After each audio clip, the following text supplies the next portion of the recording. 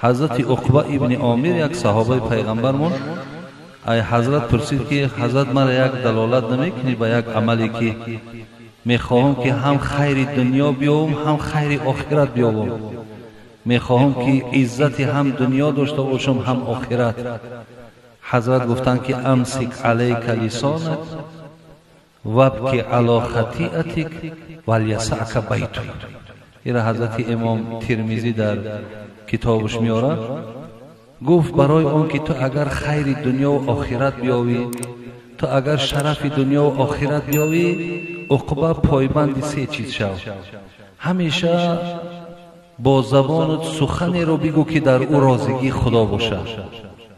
دو، هر خطا و کمبود و لغزشی که تا امروز کردی برای اونها آب دیده کن، برای اونها گریه کن.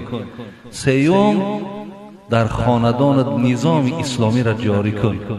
یعنی خاندان تو باید همش اهل نماز باشند، خاندان تو باید همش اهل روزه باشند، خاندان تو باید همش قرآن خوان باشند. یعنی خاندان آدم مسلمان باید بوی دین کند، باید بوی قرآن کند.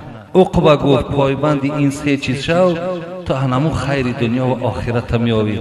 خداوند برای ما و شما توفیقی نه بر همه ما و شما نصیب گرداند. آمین یا رب العالمین.